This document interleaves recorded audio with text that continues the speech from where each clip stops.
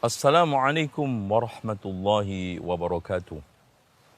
Alhamdulillahilladzi arsala rasulahu bil huda wa dinil haqq liyudhhirahu 'alad dini kullihi walau karihal musyrikun.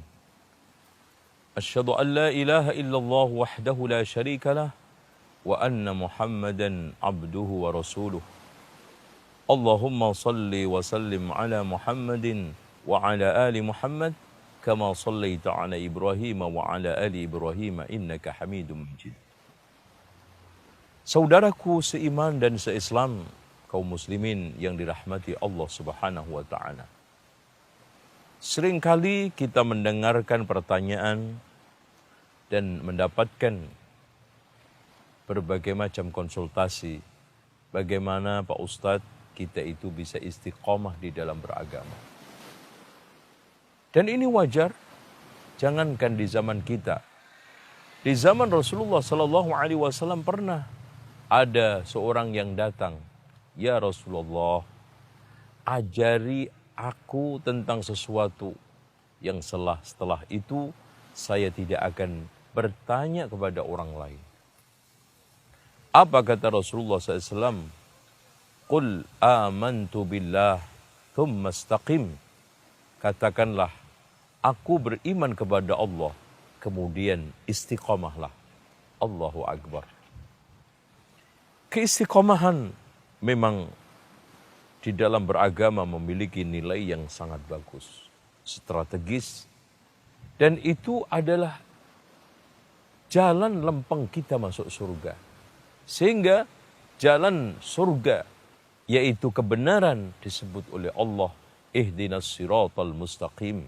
Ya Allah, tunjukkanlah aku ke jalan yang lurus. Kenapa?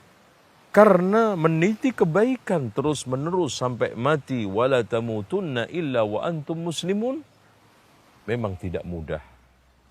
Itulah makna daripada istiqamah. Sehingga Rasulullah SAW mengatakan, khairul a'mali indallahi adwamuha wa in qalla. Sebaik-baik amal di sisi Allah adalah yang paling langgeng istiqamah walaupun sedikit. Dengan demikian, orang yang dijanjikan oleh Rasulullah SAW masuk surga, bahkan 3 kali dicek oleh seorang sahabat. Akhirnya apa? Selama hidup saya, di dalam hati saya tidak pernah membenci sesama muslim. Ini yang memang berat. Istiqomah menjaga hati, salamatus sadr, itu tidak mudah. Rabbana ighfir lana wa li ikhwanina alladhina sabaquna bil iman wa la taj'al fi qulubina ghillan lil ladzina amanu rabbana innaka ra'ufur rahim. Dan istiqomah itu memiliki faedah banyak. Di antaranya Allah berfirman, wa allaw istaqamu 'ala tariqati la asqainahum ma'an ghadaqa. Kalau mereka itu lurus terus meniti jalanku, maka aku akan berikan mereka ma'isyah, penghidupan dan rezeki yang lancar. Ikhwani wa akhwati fillah, saudara-saudariku yang dirahmati oleh Allah Subhanahu wa taala. Keistiqomahan memang banyak penghalang-penghalangnya. Di antaranya yang paling pokok, paling inti adalah 4. Yang pertama, al-jalisus su', teman yang buruk. Sulit rasanya orang yang ingin istiqamah di atas kebaikan kalau kanan kirinya setiap hari menggoda maksiat, mengajak ke tempat maksiat, memberikan tawaran-tawaran syahwat. Makanya Rasulullah SAW menegaskan al-mar'u ala dini khalilihi, orang itu tergantung agama temannya. Dan beliau mengumpamakan teman yang baik seperti penjual minyak wangi, nggak membeli dicolekin kena baunya. Sementara teman jelek seperti pandai besi, nggak kena apinya, debunya, minimal bau badannya. Inilah teman. Coba bayangkan, Allah memberikan satu nilai baik karena persahabatan. Sampai Rasulullah mengatakan, al-mar'u ma'aman ahab, orang itu tergantung orang-orang yang dicintainya. Dengan demikian Rasulullah Shallallahu Alaihi Wasallam memberikan suatu poin, ya, inna min aqrabikum majlisan wa ahabbikum ilayya yaumal qiyamah ahasinakum akhlaqa. Orang yang paling dekat dan orang yang paling saya cintai nanti di hari kiamat adalah orang yang paling baik akhlaknya.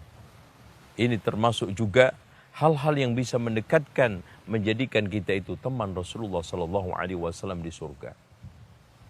Dengan demikian, kita harus pilih teman dengan baik supaya kita tidak keliru jalan. Yang keduanya, mengikuti hawa nafsu. Hawa nafsu akan cenderung mengajak kepada keburukan, kejelekan, dan minimal menunda-nunda. Dan dia santai di atas berbagai macam kenikmatan. Dan ini adalah bahaya. Sehingga Rasulullah Subhanahu wa taala berfirman, "Wala tuti'il hawa wala tattabi'il hawa wa yudhilluka an sabilillah." Janganlah engkau mentaati hawa nafsu dan pasti itu akan menyesatkan kamu dari jalan Allah Subhanahu wa taala. Saudaraku yang dirahmati oleh Allah Subhanahu wa taala.